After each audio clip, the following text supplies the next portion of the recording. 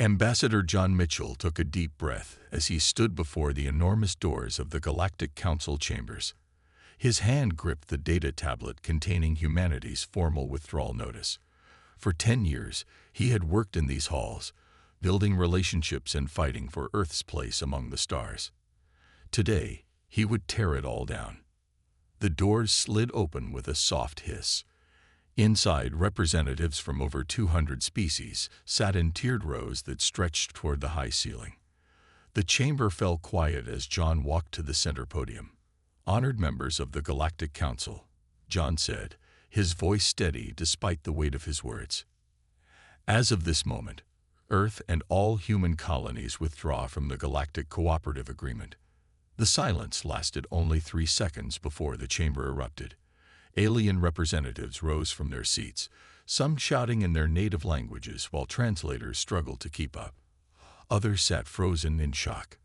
Councillor Zixthar, the tall blue-skinned representative of the Viridian Empire, slammed his four-fingered hand on the console. "Ambassador Mitchell, you cannot simply withdraw without explanation. This is unprecedented."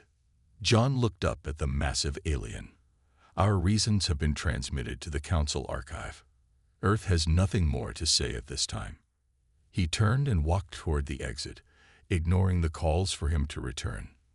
Linda Carter, his deputy of 5 years, followed close behind. "They're going to block our departure," Linda whispered as they entered the hallway. "Security is already moving." John nodded. "Exactly as expected. Get to the ship. I'll be right behind you." 1 week earlier, John had received encrypted orders from Earth Command. The message had been brief. "Operation Silence authorized. Withdraw delegation immediately. Trust no one." He had argued with Linda for hours afterward. She believed they could still negotiate, still find a peaceful solution. But the orders were clear. Now, as they rushed through the gleaming corridors of Nexus Station, John saw Council security forces moving to intercept them. Their distinctive purple uniforms stood out among the crowd of diplomats and station staff. "Ambassador Mitchell," called the lead security officer, a reptilian Drazik. "The Council requests your immediate return to chambers." "My government has terminated our participation," John replied without slowing. "I no longer have diplomatic standing to address the Council." The security team moved to block their path. Linda subtly touched the small device in her pocket, sending an alert to their ship. "We insist," the Drazik said, hand moving to his stun baton. The station's lighting flickered suddenly, and emergency alerts sounded throughout the corridor. The security team's communication devices buzzed with urgent messages. "Docking bay breach in Section 7. Someone shouted. The distraction was all they needed. John and Linda slipped past the confused security team and sprinted for their designated evacuation point. The rest of the human delegation was already boarding the Asterisk, UES Defiant Asterisk, when they arrived. Everyone accounted for. John asked the ship's captain, a stern woman named Olivia Grant.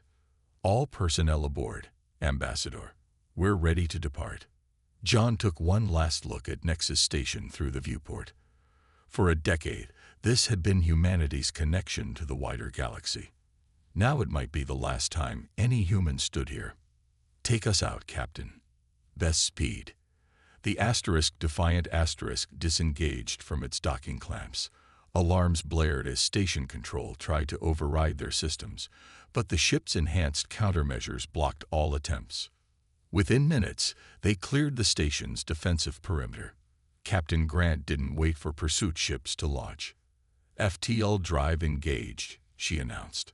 The stars stretched into streaks of light as the Asterisk Defiant Asterisk disappeared into faster-than-light travel, leaving behind a stunned Galactic Council. On Nexus Station, panic spread quickly. Humans had withdrawn from all diplomatic relations without warning. Trade agreements, defense pacts, and research partnerships, all thrown into question in an instant. Councillor Zixthar stared at the empty space where the human ship had been. "What do they know that we don't?" he wondered aloud. Nobody had an answer. General Alan Russell stood at the window of the Oval Office, looking out at the Washington Monument in the distance. Behind him, the president sat at her desk, reviewing the data on a secure tablet. The room was silent except for the soft hum of air conditioning. "Are you absolutely certain?" the president finally asked. Alan turned from the window. "Yes, Madam President. Our deep space listening posts intercepted these communications 3 weeks ago. We verified them through 4 separate intelligence channels." Susan Baker, the head of Earth Intelligence, stepped forward. Her gray uniform contrasted with the rich blue carpet of the office. "The evidence is clear. 7 members of the Council, including the Quarian Collective and the Viridian Empire, have been planning to restrict human expansion into the Orion Arm." The president's face hardened. "Show me the colony ship data again." Susan tapped her tablet, bringing up images on the large screen on the wall. The colony ship Horizon was carrying 10,000 settlers to the Ta City system. The official report called it an engine malfunction. The screen showed the massive ship, its cylindrical habitation rings slowly rotating around the central core. Then came the explosion, a bright flash near the engine section, followed by a catastrophic chain reaction that tore the ship apart. "Our analysis team found this," Susan continued, zooming in on a section of the video. The small object approached the Horizon just before the explosion. "This matches the signature of a Quarian stealth mine. They wanted it to look like an accident." The president closed her eyes briefly. 10,000 lives. Men, women, children. All lost because some alien races feared human expansion. "How many other accidents have there been?" she asked. "We've identified 3 confirmed cases," Alan replied, "and 7 more suspected incidents in the past 2 years." The president stood up and walked around her desk. "And you're sure about Operation Silence? Total withdrawal from the Council?" Alan nodded. "It's our best option. If we challenge them directly, they'll deny everything and destroy evidence. We need to shake them up, make them show their hand." "The diplomatic corps disagrees strongly," the president noted. "With respect, Madam President, the diplomatic corps doesn't have all the information," Susan said. "We couldn't risk wider distribution of these findings." The president picked up a pen and signed the official order. "Implement Operation Silence immediately." Across the complex in the military wing, Fleet Admiral Gary Peterson received the authorization and began mobilizing Earth's home fleet. Ships moved into defensive positions around Earth and key colony worlds. The massive flagship UES Constitution took position near the moon, its kilometer-long hull gleaming in the sunlight. In a research facility beneath the Rocky Mountains, scientists Kate Williams and Peter Morgan worked on the final calibrations of the Aegis system prototype. The room was filled with complex equipment, holographic displays showing shield simulations. "If this works," Kate said, adjusting a control panel, "we'll have defensive capabilities beyond anything the Council races possess." Peter nodded, his eyes on the data streaming across his screen. "The quantum barrier technology is stable. Testing shows it can withstand energy weapons at least 5 times more powerful than anything in the Council's arsenal." "Do you think they'll attack when we withdraw?" Kate asked. "Some of them will want to," Peter replied. "That's why we need this shield operational as soon as possible." In cities around Earth, people went about their daily lives, unaware of the crisis brewing above their heads. News channels reported only that diplomatic talks with the Galactic Council were ongoing. Markets remained stable. Children went to school. But in military bases and government facilities, the tension was thick. Security measures tightened. Leave was canceled. Supply ships rushed between Earth and the colonies, stockpiling essential resources. On the main screen in Earth Command, a countdown timer ticked away the hours until Ambassador Mitchell would deliver humanity's withdrawal notice to the Galactic Council. 24 hours to potential first contact conflict, Alan said quietly to Susan as they watched the preparations. "Let's hope it doesn't come to that," she replied. But if it does, we'll be ready. The Aegis system powered up for its final test, bathing the underground facility in blue light. Humanity was preparing for a storm. The Grand Council chamber had never been so full. Representatives from all 217 member species crowded the tiered seats. The noise was deafening as everyone spoke at once, a mix of concern, anger, and confusion. High Elder Mernthu of the Physidians stood at the center podium. His 6 eyes blinked in sequence as he raised all 4 of his upper limbs. Silence. The Elder's voice boomed through the translation systems. The chamber gradually quieted. This emergency session will come to order. We must address the human withdrawal immediately. The enormous chamber's lighting dimmed, focusing attention on the central speaking area. Elder Mernthu's gray skin reflected the blue light as he continued. Humanity has violated the trust of this council. They have abandoned our shared agreements without proper notice. I propose immediate economic sanctions against all human worlds. Many representatives nodded or made gestures of agreement specific to their species. But Ambassador Elora of the Centauri Alliance rose from her seat. Her slender form moved gracefully to a speaking position. The humans would not leave without cause, she said, her voice softer than the elders but just as clear. We have worked alongside them for a decade. They value stability and trade. Something serious must have prompted this action. Grand Minister Vox of the Quarian Collective snorted through his breathing slits. His massive bulk shifted as he stood. The humans have always been unpredictable, he rumbled. They expand too quickly, claiming too many worlds. Perhaps they plan to take systems beyond their agreed borders. I suggest military containment before they become a threat. The chamber erupted again with shouts and calls. Some supported Vox's proposal. Others thought it would lead to unnecessary conflict. Councillor Zixthar moved to the center of the chamber, his blue skin almost glowing under the lights. He activated a holographic display that appeared above the central area. Before we vote on any action, he said, you should all see this new intelligence. The hologram showed Earth ships in formation. The display zoomed in on weapon systems that many council members had never seen before.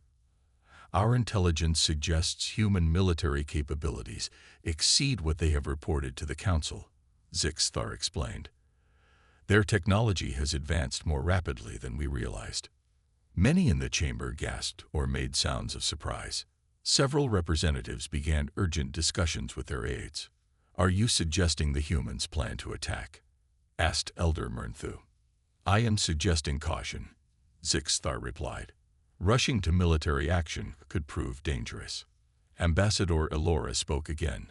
I propose we send a delegation to Earth. We should speak with their leaders directly. Perhaps this is all a misunderstanding.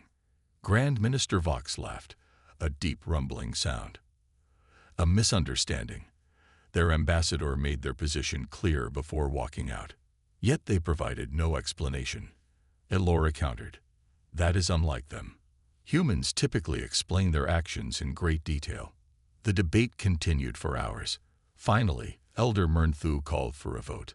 The result appeared on screens throughout the chamber. The council would send a delegation to Earth to negotiate their return to talks. The vote was close, with only 12 votes separating the two sides. Who will lead this delegation? Asked one representative. After more discussion, Elder Thune of the Arcturus Confederacy was selected. At over 300 years old, Thune was respected for fairness and wisdom. 4 other representatives from supposedly neutral races would join him.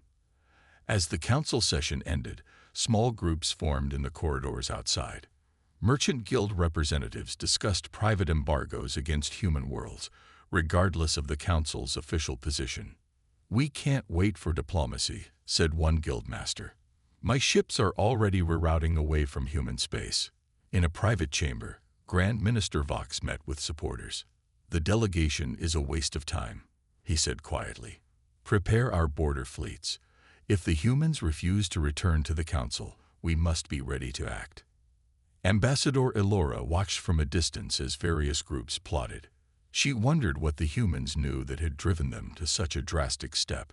Something felt wrong about this entire situation, and she was determined to discover the truth before it was too late. The early morning sun shone on the fields of New Montana, the largest human colony in the TA system. Farmers were starting their day when the message arrived from Earth Command. Within hours, people lined up outside supply centers, filling carts with food, medicine, and essential goods. Similar scenes played out across all 37 human colonies. The message was always the same: prepare for possible supply disruption. Stockpile necessities for at least 3 months. Back on Earth, the orbital defense grid powered up for the first time since its installation 5 years ago. Massive satellites moved into position, their weapon systems running through automated checks.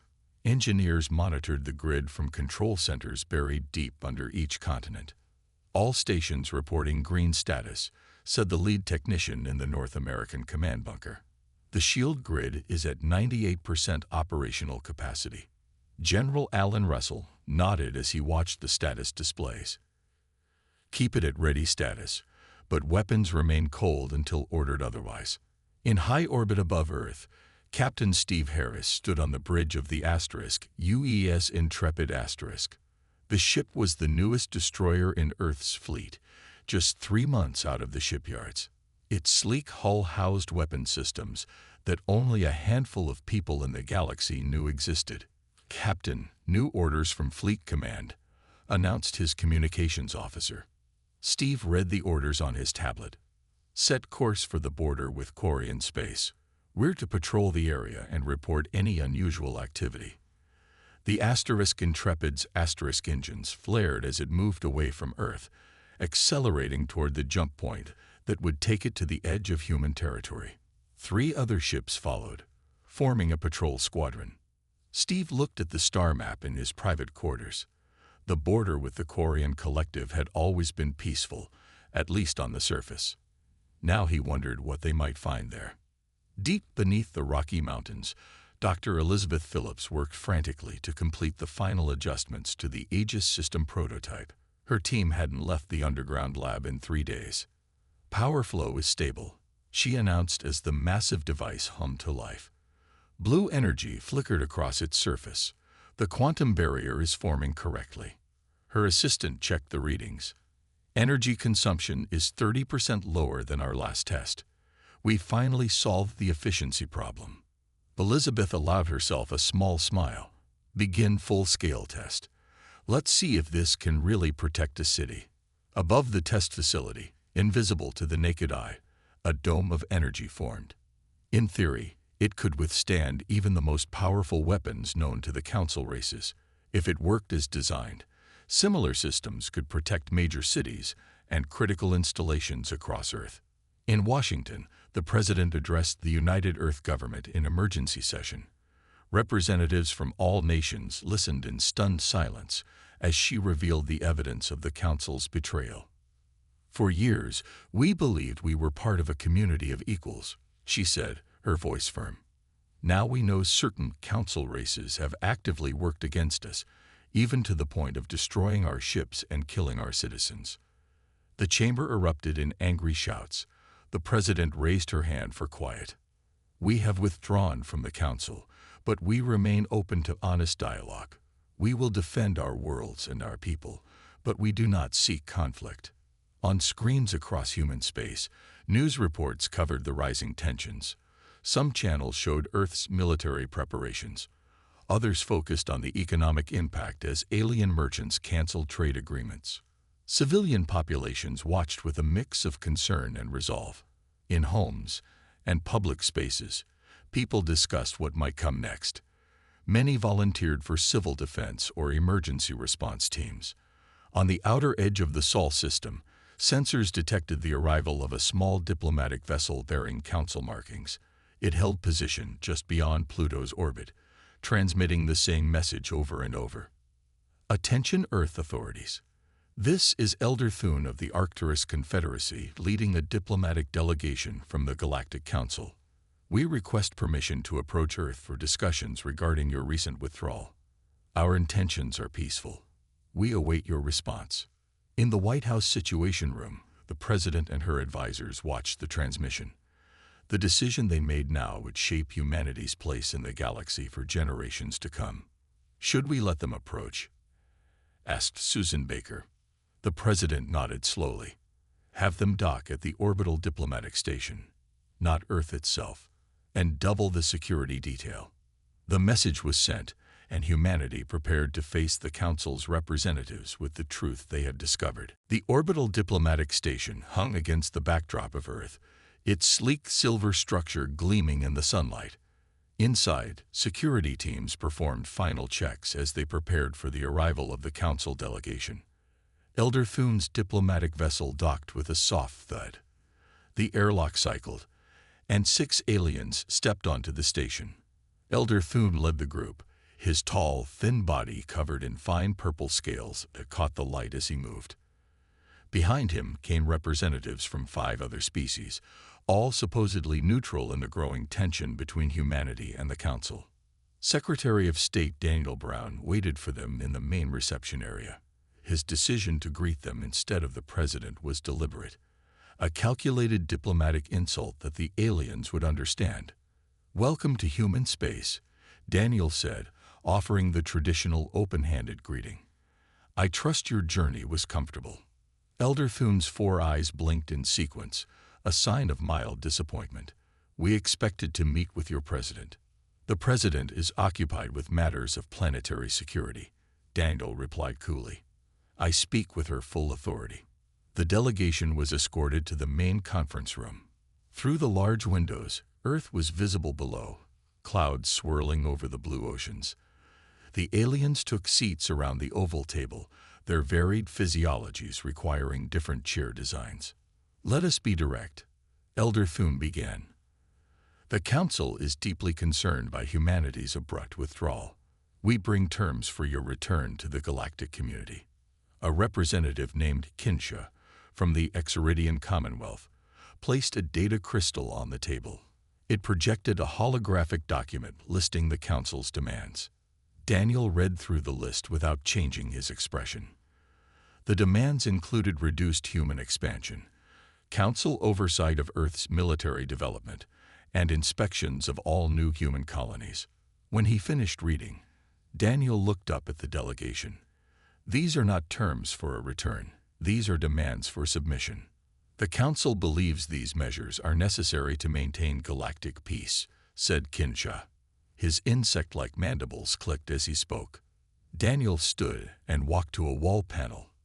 He pressed his hand against it, and the panel slid open to reveal a secure compartment.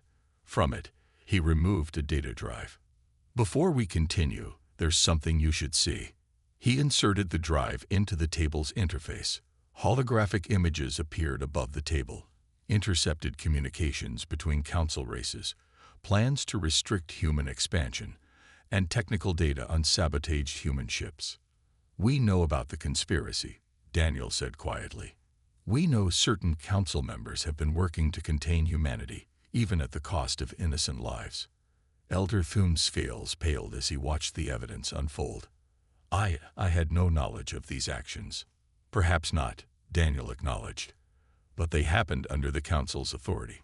He changed the display to show the recovered wreckage of the colony ship Horizon *. The twisted metal and destroyed habitation rings painted a clear picture of the disaster. 10,000 civilians, families seeking a new life, all killed to send a message about human expansion. The delegation members looked at each other in shock, all except Kinsha, who remained unnaturally still. "The Council would never authorize such actions," insisted one of the other representatives. "Then who did?" Daniel asked. "And why has there been no investigation into these accidents?" Elder Thune seemed genuinely disturbed. "If what you show us is true, this changes everything. But we need time to verify." "While you were in transit," Daniel interrupted, "Representative Kinsha attempted to access restricted areas of this station 3 times. Our security systems logged each attempt." All eyes turned to Kinsha, who shifted uncomfortably. "A misunderstanding," the Exaridian said. "I was merely exploring our defense systems," Daniel cut in. "Our communications array." The tension in the room was thick enough to cut. Daniel gathered the evidence back onto the data drive and returned it to the secure compartment.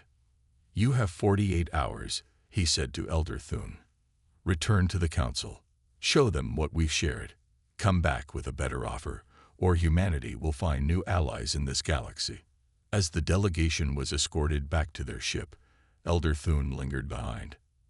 "Secretary Brown," he said quietly, "not all of us wish to see conflict with humanity.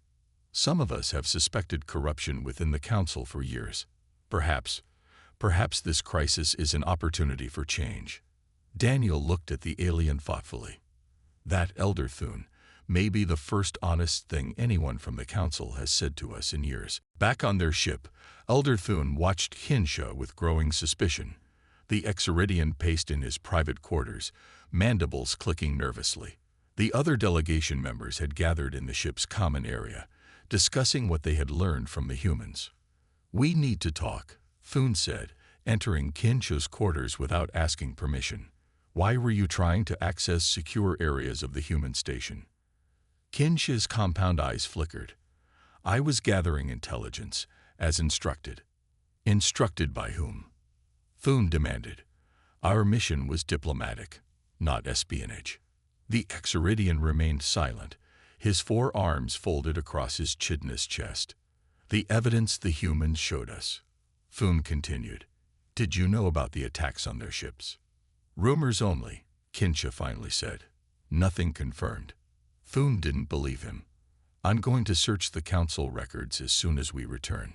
If certain members have been acting without full Council approval." "That would be unwise," Hinsha interrupted, his voice suddenly cold. Meanwhile, on the Galactic Council station, Ambassador Elora slipped through the quiet corridors late in the station's night cycle. Her access code opened the secure archives, where records of all Council decisions were kept. For hours, she searched through files, looking for any mention of human colony ships or containment policies. Nothing appeared in the official records. But then she found something. A set of encrypted files with access limited to only 3 Council members. One of them was Grand Minister Vox. Using skills she had kept hidden for years, Elora bypassed the encryption. What she found made her blood run cold. Detailed plans for the sabotage of human ships, orders for the placement of mines disguised as space debris, financial transactions paying for mercenary operations against human interests. She downloaded the files to a secure device and was about to leave when she heard voices outside the archive. Ducking behind a data storage unit, she held her breath as 2 Quarian security officers entered. "The minister wants the human files purged," one said. "All traces removed."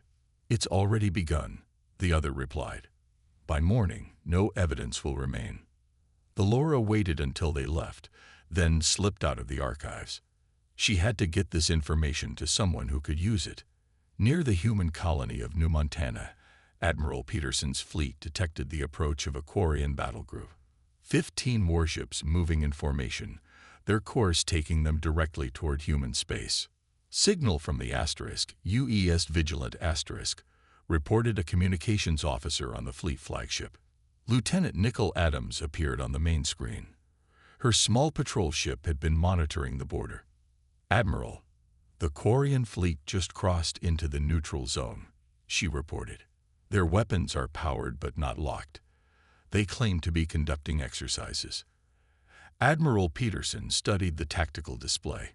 "Continue monitoring, Lieutenant. Record everything. Do not engage unless fired upon." Nicole nodded. "Sir, there's something else.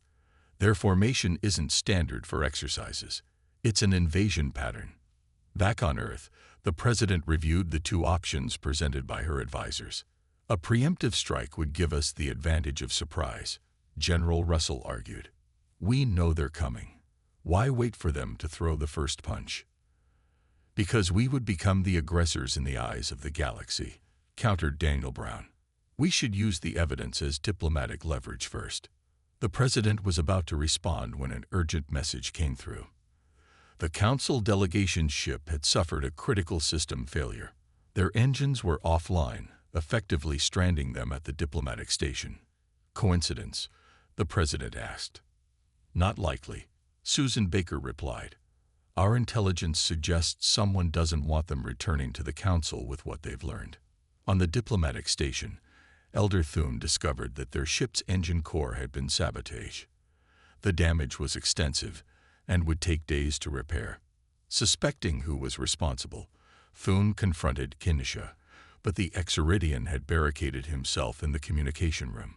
By the time security forced entry, Kinsha had sent a coded message to unknown recipients. Realizing the gravity of the situation, Elder Thune used the station's secure channel to send an emergency message to the full Galactic Council. In it, he detailed everything the humans had shown him and exposed the conspiracy that had been operating within the Council itself. The peace of the galaxy hangs in the balance, his message concluded.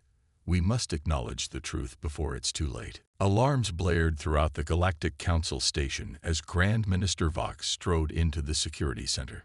His massive form towered over the officers as he slammed his fist on the command console.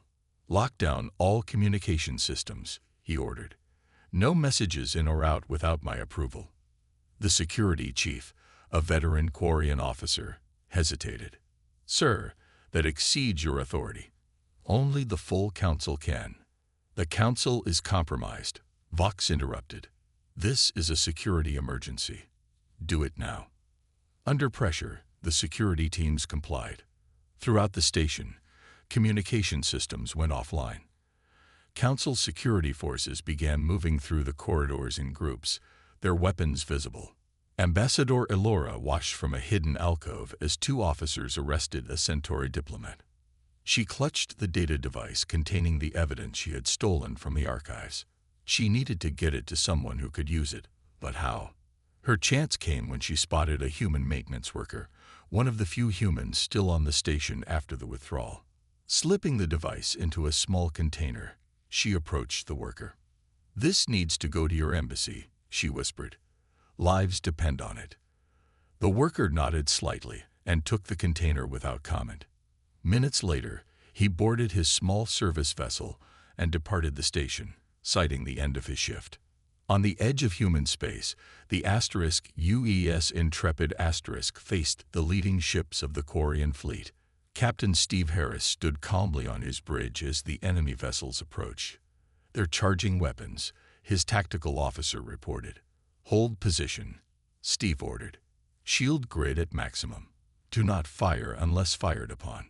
The Quarian ships moved closer, their formations spreading out to surround the human vessel. Sir, incoming transmission from Earth Command, the communications officer announced. On screen, Steve replied. Admiral Peterson's face appeared. Captain Harris. Execute Operation Spotlight. Authorization code Alpha 7 Delta. Steve nodded. Understood, Admiral. Executing now. Throughout human space and beyond, all communication channels were suddenly flooded with a single broadcast. The evidence of the conspiracy against humanity played on screens across thousands of worlds. The intercepted communications, the technical data on sabotaged ships, the financial transactions funding mercenary operations, all exposed for the galaxy to see. On Earth, the President addressed the galaxy directly, her face appearing alongside the evidence. People of the galactic community, she began. For years, humanity has sought peaceful cooperation among the stars. Today, we expose the truth about those who would destroy that peace. The broadcast continued, reaching even the Galactic Council station despite Vox's lockdown. Emergency systems designed to receive distress calls bypassed the communication blocks, carrying Earth's message to every screen on the station. Grand Minister Vox watched in growing fury as his plans were exposed. Around him, other council members began backing away, distancing themselves from the scandal. On the diplomatic station orbiting Earth, Elder Thune and the remaining delegation members viewed the broadcast in stunned silence. The scale of the conspiracy was even larger than they had imagined. I pledge my support to the humans, Thune declared to his fellow delegates. What was done to them was wrong. The council must be reformed. The Quarian fleet facing the asterisk UES Intrepid asterisk suddenly found itself under observation by the entire galaxy. Their aggressive posture now visible to all, they hesitated. Captain Harris opened a channel to the lead Quarian ship. "You are in human space without authorization. In light of recent revelations, I suggest you withdraw immediately." After a tense moment, the Quarian vessels began to turn away. Back on Earth, the President issued humanity's ultimatum to the galaxy. "We withdraw from the current Galactic Council," she stated firmly.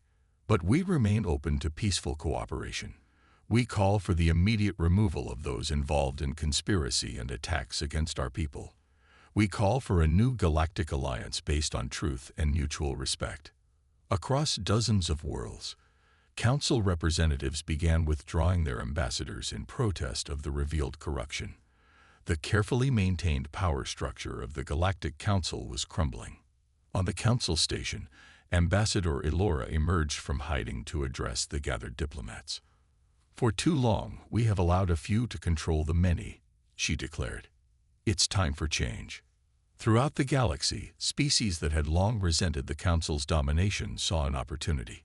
Humanity's stand had created a moment for transformation. 3 months had passed since the day humanity exposed the corruption within the Galactic Council. In the Grand Justice Chamber on Nexus Station, Grand Minister Vox and 6 other conspirators stood before representatives from over 200 species. Their trial for crimes against sapient beings had lasted for weeks.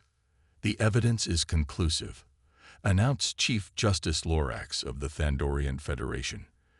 "The accused are found guilty of conspiracy, sabotage, and the deaths of 10,000 human colonists aboard the Asterisk Horizon Asterisk."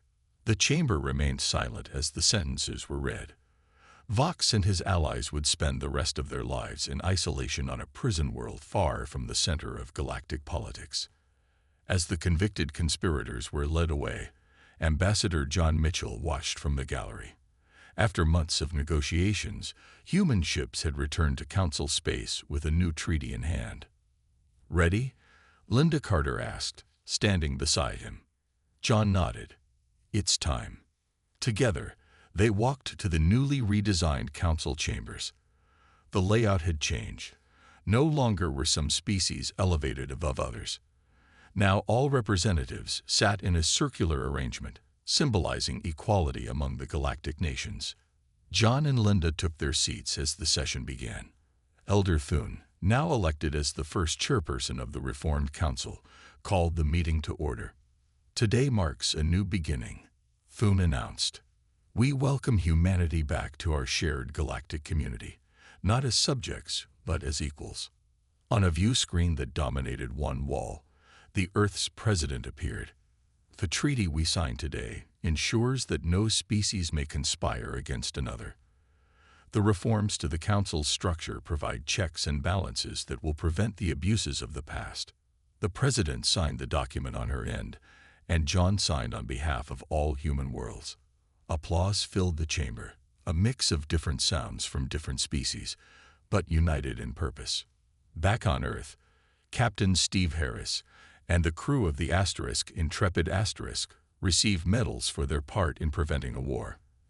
The ship's confrontation with the Quarian fleet had become a symbol of courage and restraint. "You held the line without firing a shot," Admiral Peterson said as he pinned the medal to Steve's uniform. "Sometimes the battles we don't fight are the most important ones." In a massive dome structure in Washington, Dr. Elizabeth Phillips activated the Aegis system for a public demonstration. Scientists and diplomats from dozens of worlds watched as the shield technology created a shimmering barrier above the building. "This technology saved lives," Elizabeth explained to the gathered crowd. "And now we share it with our allies." Engineers from friendly species examined the shield generators with amazement.